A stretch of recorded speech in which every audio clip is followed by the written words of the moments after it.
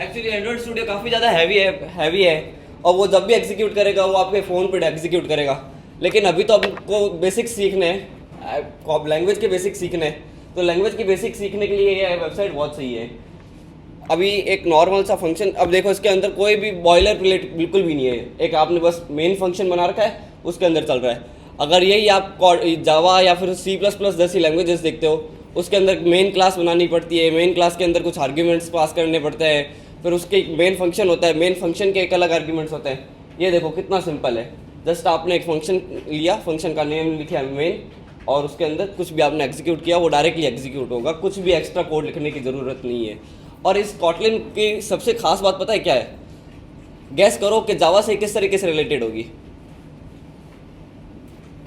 जहाँ पे भी अगर आपके डेवलपमेंट में कहीं पे भी आप कुछ भी काम कर रहे हो जो जावा बेस्ड है, अगर आप किसी कंपनी में ज्वाइन करते हो, आप किसी जो कंपनी में कहते हो कि मेरे को कॉटलिन में कोड आता है, और उन कंपनी का काम सारा का सारा जावा में चल रहा है, तो वो बिना किसी एक्स्ट्रा डिपेंडेंसीज के, बिना किसी एक्स्ट्रा ताम झाम के डायरेक्टली चेंज कर सकता है, डायरेक्टली शिफ्ट कर सकता है जावा से कॉटलिन।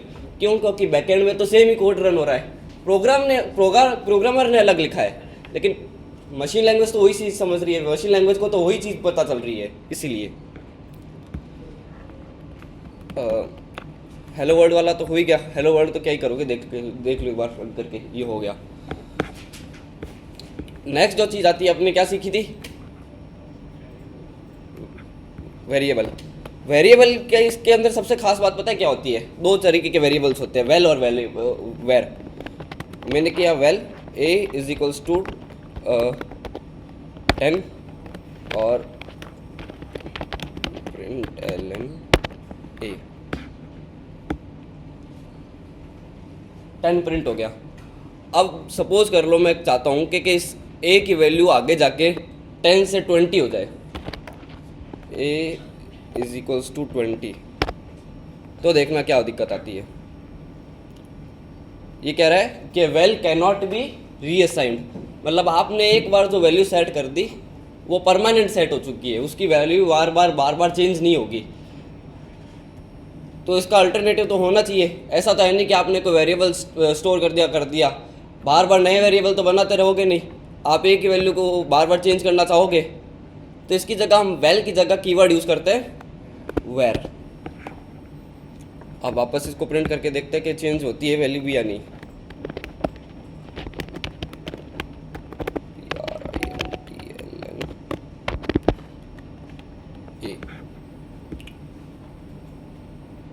तो एक बार क्या प्रिंट हुआ? 10 हुआ, दूसरी बार क्या प्रिंट हुआ? 20। ठीक है। अब इफ एल्स तो आपको सबको पता ही है, उसको मैं रिपीट नहीं करना चाहूँगा। जो सबसे ज़्यादा ज़रूरी था, डिफरेंस फॉर लूप और फॉर ईच लूप के बीच में डिफरेंस। तो इसके लिए हम फिर से एक एरे बनाते हैं, फटाफट वही एरे वापस बना लेते हैं। Well a is equals to list of 1 2 3, चलो रैंडम कोई भी वैल्यू डाल दी, 4 5। अब मैं चाहता हूँ इसको फॉर लूप से प्रिंट करके देखते हैं। फॉर आई एम, अच्छा रेंजेस क्या होती है पहले तो मेरे को ये बताओ, रेंज क्या होती है? रेंज, हाँ इससे यहाँ तक स्टार्ट होना चाहिए। तो इंडेक्स की रेंज क्या होती है? हमेशा कहाँ से स्टार्ट होती है? 0 से। तो उसी तरीके से अगर हमको इसके अंदर रेंज डिफाइन करनी हो तो वो भी काफ़ी आसान है। जहाँ से स्टार्ट करना है आपको, 0 से स्टार्ट करना है, फिर 2 बार dot dot dot, 0 dot dot, कहाँ तक चलाना है? लास्ट इंडेक्स चलाना है अपने को। तो इसका साइज़ क्या है? 0 1 2 3 4, 0 से लेके 4 तक चलाना है हमको। और ये इसका ब्लॉक हो गया स्टार्ट। प्रिंट ln और ARR, और इसको एक्सेस करना है आई।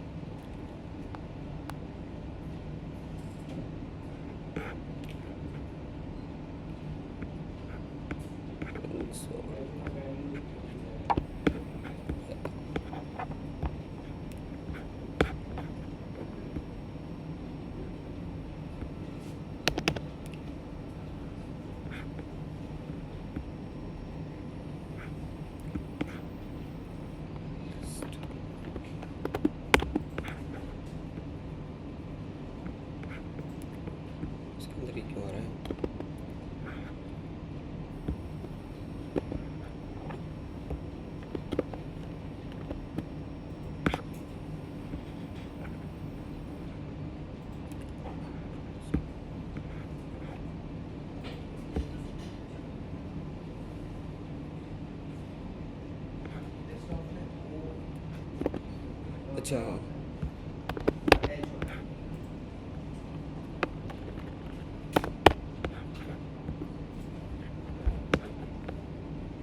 हाँ, तो अब देखो यहाँ पे अपने एक बार पहले आई भी प्रिंट कर लेते हैं, फिर समझते हैं इस चीज़ को।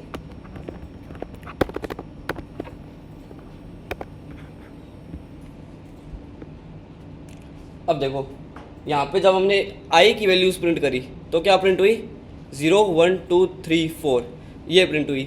ये क्या है, ये लिस्ट के इंडेक्सेस है। इंडेक्सेस एलिमेंट्स नहीं है, ये केवल इंडेक्स है। इसके एलिमेंट प्रिंट करने के लिए अपने को एक्स्ट्रा कोड लिखना पड़ता है, जिसके अंदर क्या है, ARR डाला, फिर एक स्क्वायर ब्रैकेट चालू करा, एक स्क्वायर ब्रैकेट बंद करा, तब जाके इसके एलिमेंट एक्सेस होंगे। अपने को क्या है, इतना करने की ज़रूरत है नहीं, टेक्निकली देखा जाए तो अपने को कुछ भी नहीं करना। इसको हटाया, इसको लिया, सारा हटाया, ARR डॉट फॉर ईच, इसको किया प्रिंट इट।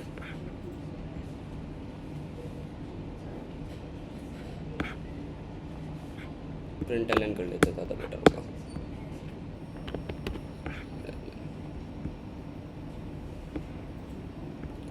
अब देखो अपने कोड थोड़ा सा रिड्यूस हो गया, थोड़ा सिंपल हो गया, और अपने को आउटपुट सेम ही मिला। अब यार आप कहोगे कि बार बार 8 लिखना मेरे को अच्छा नहीं लगता, मेरे को मेरे हिसाब से वेरिएबल सेट करने हैं। इसका कोई ऑप्शन है क्या? बिल्कुल है। जहाँ पे आपके कर्ली ब्रेसेस स्टार्ट हो रहे हैं वहाँ पे आप अपने वेरिएबल का कुछ भी नाम लिख सकते हो। मैं अपने वेरिएबल का नाम लिखना चाहता हूँ, सपोज कर लो item, item dash greater than, ये वाला मार्क लगाना है आपको। अब ये इट काम नहीं करेगा, अब इसकी जगह क्या काम करेगा, आइटम।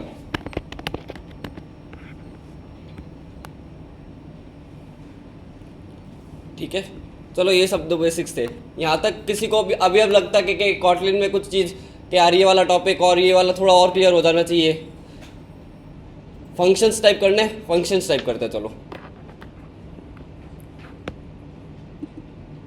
फंक्शंस कितने तरीके के होते हैं नॉर्मल किसी भी लैंग्वेज में?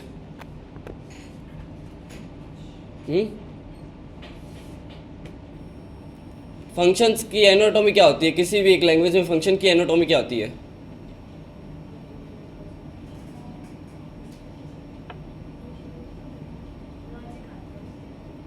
लॉजिक आता है, ठीक है। और चलो कोई नहीं,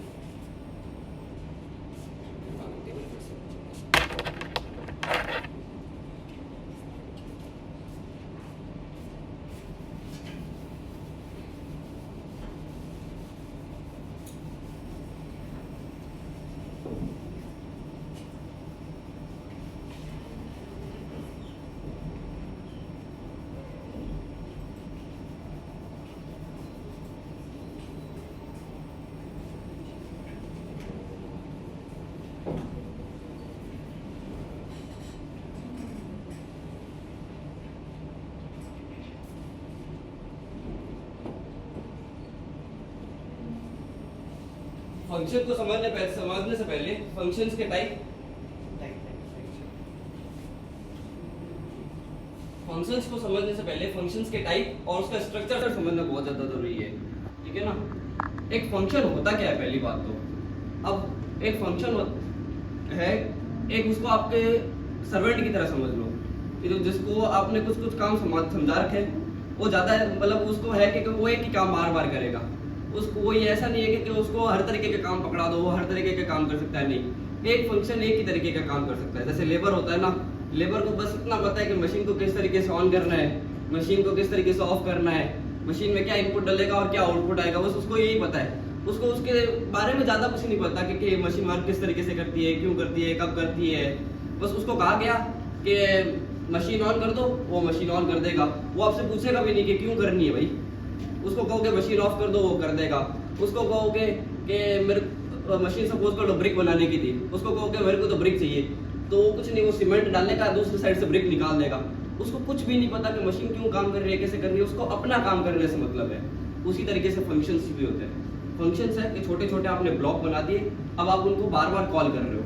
जब फंक्शन को आप बनाते हो कि ये फंक्शन ये काम करेगा, उस फंक्शन को आप समझाते हो कि तेरे को इस तरीके से ये प्रोसीजर फॉलो करते हैं, उसको कहते हैं फंक्शन को डिफाइन करना। और जब आप फंक्शन को बार बार कहते हो कि मेरे को तो ये काम करके दे तू, मेरे को भाई ये काम चाहिए, मेरे को ये काम चाहिए, तब उसको क्या कहेंगे? फंक्शन को कॉल करना। बहुत सही। अब फंक्शन का एक स्ट्रक्चर समझते हैं। फंक्शन को पहले डिफाइन करना पड़ेगा कि फंक्शन बनाओ तो सही, पहले उसको काम समझाओ तो सही, काम तो बाद में करेगा, ठीक है। अब उस मैंने क्या कहा, फंक्शन एक तरीके का लेबर है, तो उस लेबर का कुछ नाम तो होना चाहिए था कि उस नाम से उसको कॉल कर पाए। तो डिफाइन करते टाइम उसको क्या चाहिए? हमारा उसका एक नाम चाहिए, ठीक है। अच्छा, लेबर अगर वो मशीन ऑन कर रहा है तो उसको कोई इनपुट आउटपुट कुछ भी नहीं चाहिए, वो जाएगा बस स्विच ऑन करेगा, उसको ना तो कोई चीज़ चाहिए थी, ना वो अपने को कोई लाके देगा। तो ये इनपुट्स एंड आउटपुट्स होते हैं एक तरीके से, तो उसको चाहिए नहीं।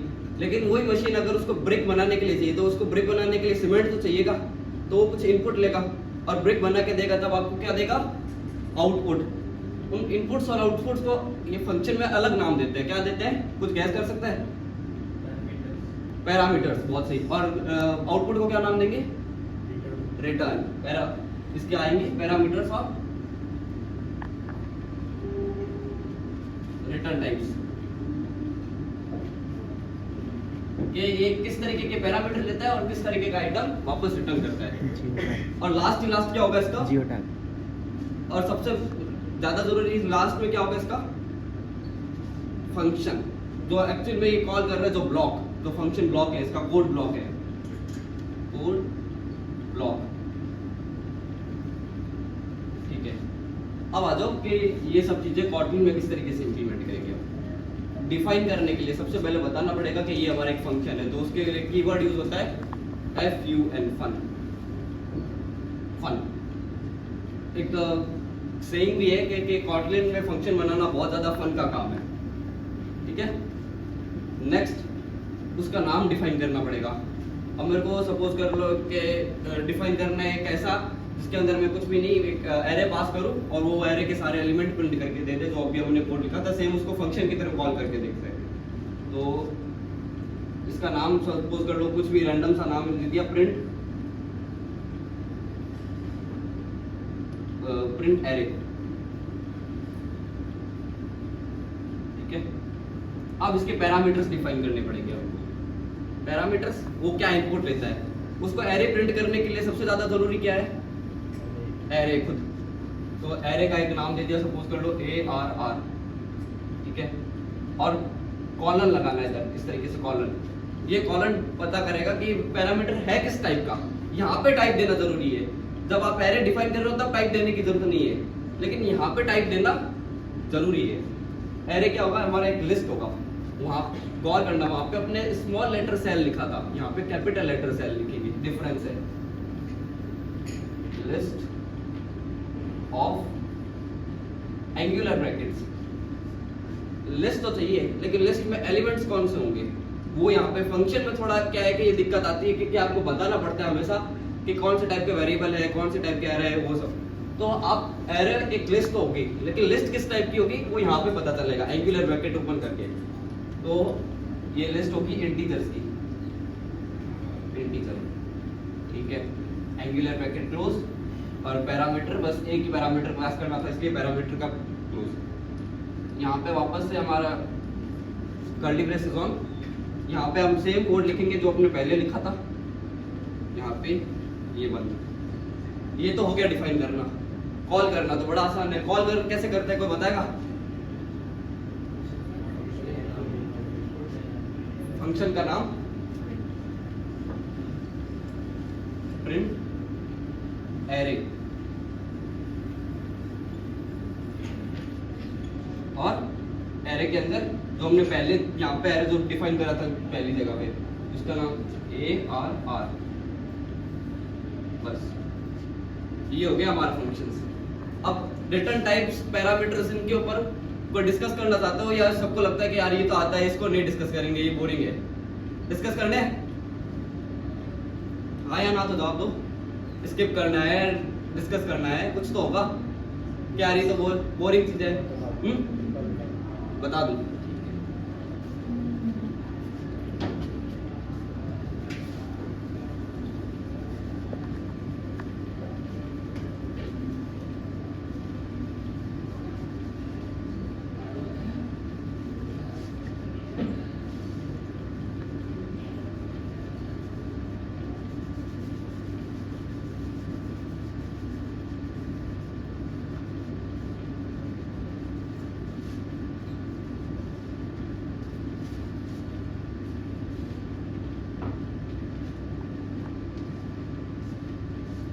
अच्छा, सबसे पहले तो ये समझते हैं कि किसी फंक्शन में पैरामीटर होना या रिटर्न टाइप होना कंप्लीटली डिपेंड करता है प्रोग्रामर की इच्छा के अनुसार। वो चाहे तो उसके अंदर पैरामीटर दे सकता है, वो चाहे तो उसके अंदर नहीं भी दे सकता, वो चाहे तो उसके अंदर रिटर्न टाइप दे सकता है, चाहे तो नहीं दे सकता। तो इसके अंदर यूज केसेस बहुत हो गए कि एक पैरामीटर है जिसका कोई रिटर्न टाइप भी नहीं है, कोई पैरामीटर भी नहीं है, एक तरीके का वो फंक्शन हो गया। दूसरे तरीके का जिसमें केवल पैरामीटर है जिसका कोई रिटर्न टाइप नहीं है, दूसरा ये हो गया, ठीक है। तीसरा कौन सा हो गया, जिसका रिटर्न टाइप है लेकिन पैरामीटर नहीं है। और चौथा टाइप कौन सा हो गया, जिसके पैरामीटर भी है और जिसका रिटर्न टाइप दोनों भी है। अच्छा, किसी फंक्शन का रिटर्न टाइप होना नहीं होना किस तरीके से डिफाइन करता है?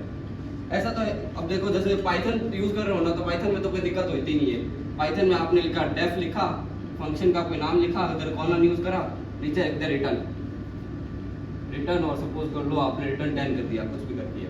और यहाँ पे क्या है, थोड़ी कोटलिन में फंक्शंस से तो ज्यादा ही ऑब्सेस्ड है इसका डेटा टाइप। बाकी जगह इसको डेटा टाइप नहीं चाहिए, लेकिन पता नहीं क्यों जब इसको फंक्शन सही होता है तब ये रिटर्न टाइप से कुछ ज्यादा ही ऑब्सेस हो रखा होता है।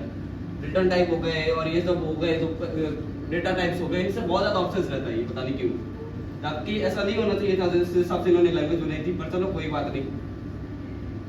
अब यहाँ पे जब कोटलिन में कोड करते हैं तब सबसे पहले लिखेंगे फन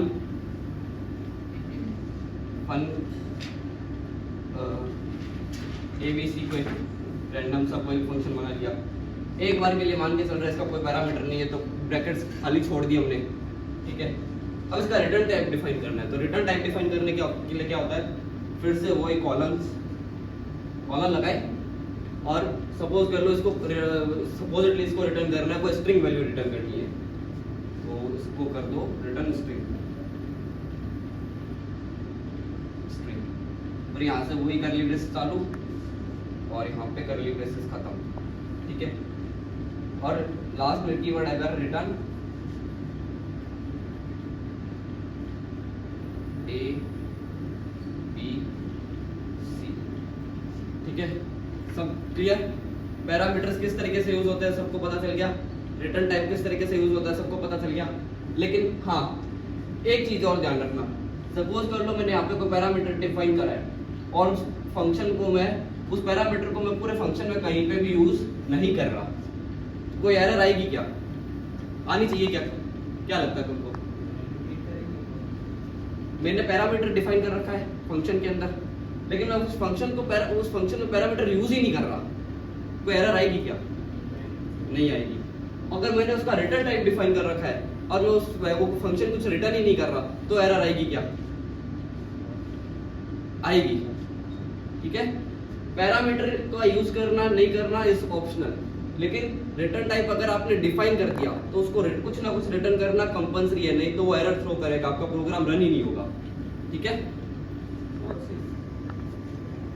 अब किसको क्या लगता है कि यार ये वाली चीज तो वापस से बतानी पड़ेगी, तो समझ ही नहीं आई, या फिर प्रोग्रामिंग लैंग्वेज का कोई दूसरा बेसिक जो आपको लगता है कि इसके अंदर किस तरीके से काम करता है? अभी तक जो बताया सब कुछ समझ आ गया?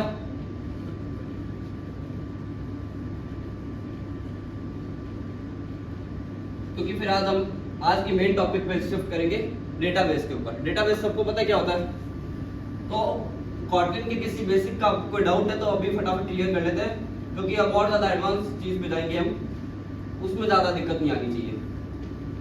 अगर यही कोटलिन या आपको पता नहीं होगी कि कोटलिन किस तरीके से काम करती है, तो फिर वो ड्रूम डेटाबेस तो कतई समझ नहीं आने वाला, बिल्कुल भी समझ नहीं आने वाला वो, क्योंकि वो पूरा का पूरा कोटलिन पर ही बेस्ड है। अभी भी किसी को लगता है कि किसी पॉइंट को वापस डिफाइन करने, वापस बताने की जरूरत है, कुछ करने की जरूरत है, तो फटाफट बोल दो।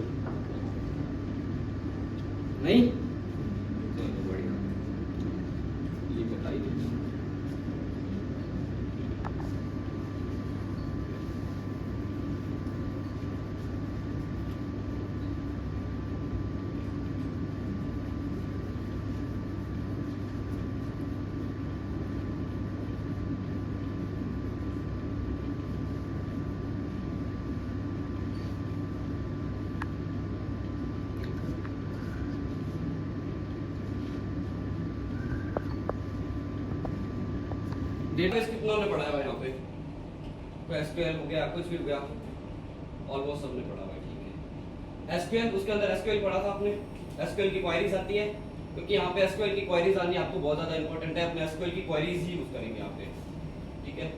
अब पहली बात तो डेटाबेस होता क्या है, डेटाबेस के अंदर आपका डेटा स्टोर होता है, नॉर्मल सी बात है, उसके अंदर टेबल्स होती है, टेबल्स के अंदर आपका डेटा स्टोर होता है। अब उस डेटा को ऐसा तो है नहीं कि आप इतनी वेबसाइट्स यूज करते हो, सपोज करो आप अमेज़न यूज कर रहे हो, आप गूगल यूज कर रहे हो, आप बहुत सी चीजें यूज कर रहे हो, हर कोई डेटाबेस यूज कर रहा है, लेकिन कोई भी आपको टेबल के फॉर्म में डेटा दिखाता है क्या? कोई भी नहीं दिखाता। कोई आपको कहता है कि यार इसके ऊपर सेलेक्ट क्वेरीज लगा दो, खुद का डेटा खुद ही देखो, हमको नहीं पता, कोई इस तरीके से नहीं करता। सबने एक इंटरफेस दे रखा होता है कि यहाँ पे आप क्लिक करोगे तो आपकी पुरानी सेल्स, पुराने आपके परचेजेस दिख जाएंगे, यहाँ पे क्लिक करोगे तो आपके पासवर्ड्स दिख जाएंगे, आपने जो डेटा क्रेडेंशियल्स सेव कर रखे हैं वो दिख जाएंगे।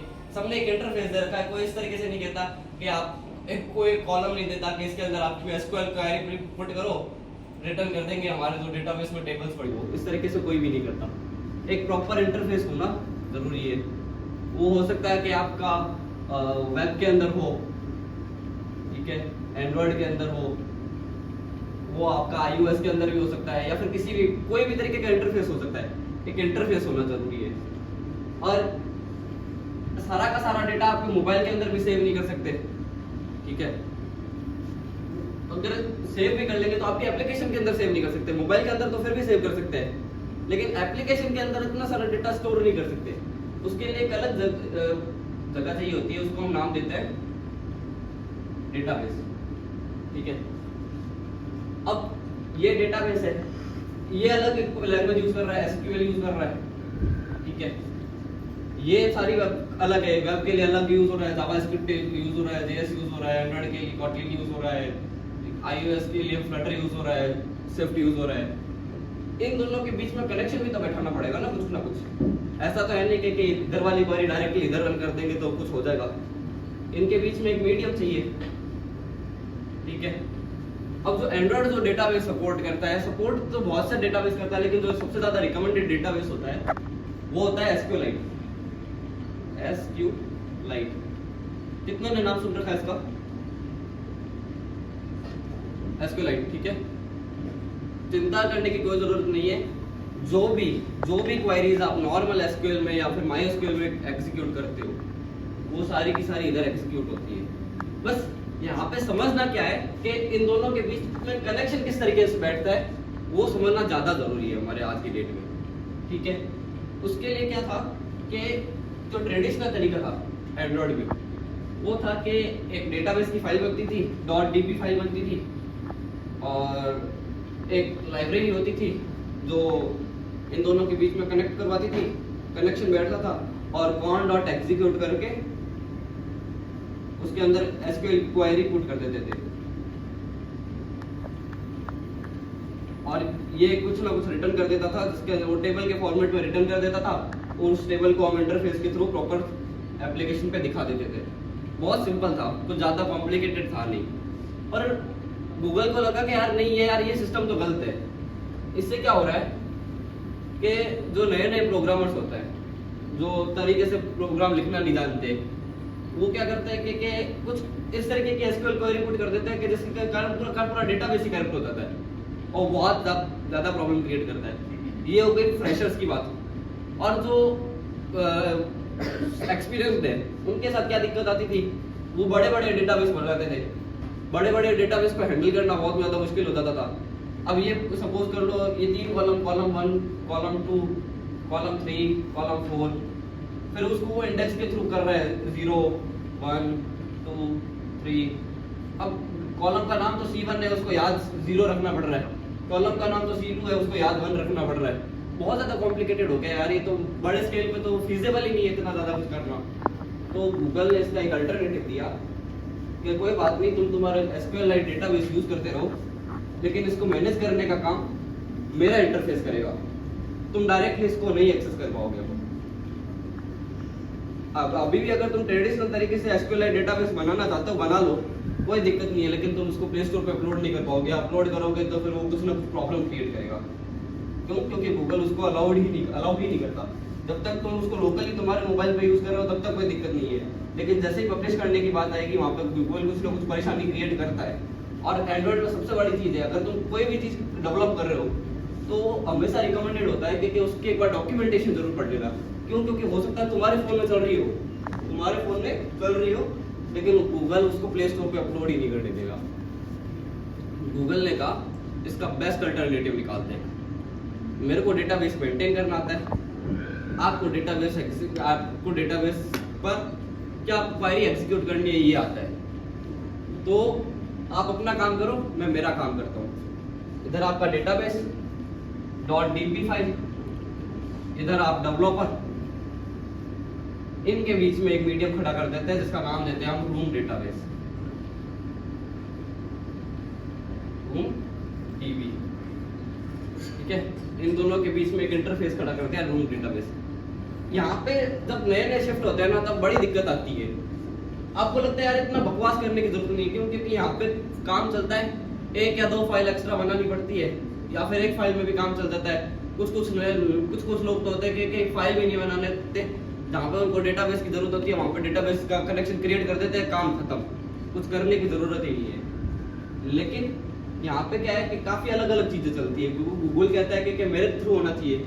तो अब इस तरीके रूम डेटाबेस को पूरा तरीके से समझता है कि रूम डेटाबेस काम किस तरीके से करता है, उसके अंदर डेटा फ्लो किस तरीके से होता है, फिर उसके प्रैक्टिकल पे जाएंगे, समझना आसान होगा। सेलेक्ट क्वेरी के लिए या फिर क्रिएट टेबल की क्वेरी के लिए। Himanshu 5 minutes are left. अच्छा, तो आज एक बार थ्योरी समझते हैं, प्रैक्टिकल बाद में देखेंगे।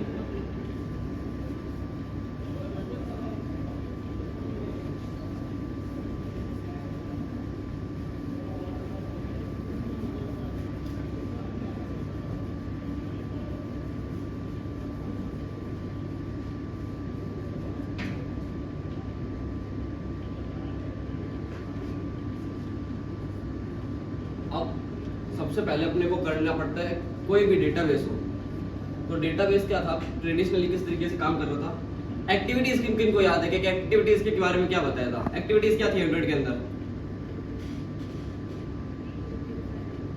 हाँ, जो अलग अलग फाइल्स थी वो क्या, हर एक्टिविटी एक अलग स्क्रीन होती है। जो भी आप व्हाट्सएप पे, इंस्टाग्राम पे जो नई स्क्रीन खोलते हो वो नई एक्टिविटी खुल रही होती है। तो ट्रेडिशनली क्या था, जितनी एक्टिविटीज होती थी उतने डेटाबेस के इंस्टेंस बनते थे।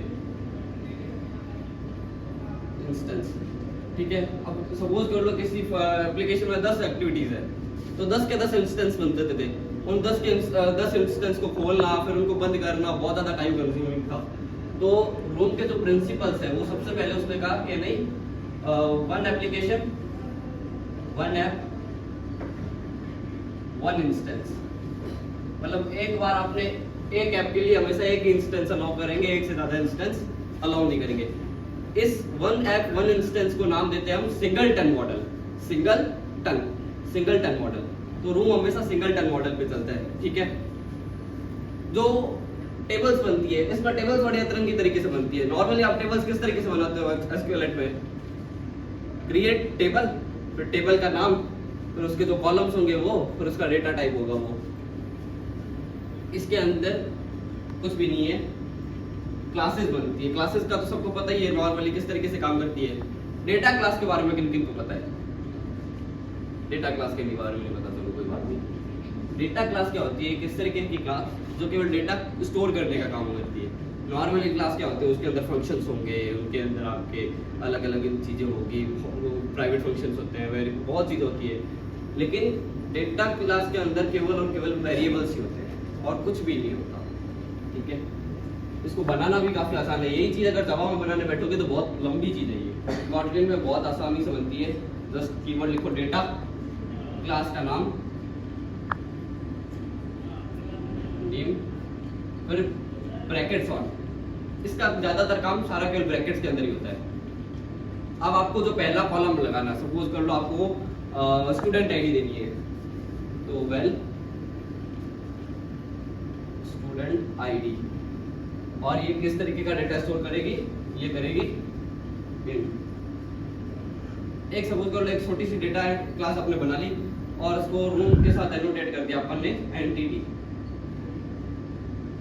सबको पता होगा कि डेटाबेस के अंदर एंटिटीज का मतलब क्या होता है, टेबल्स होता है।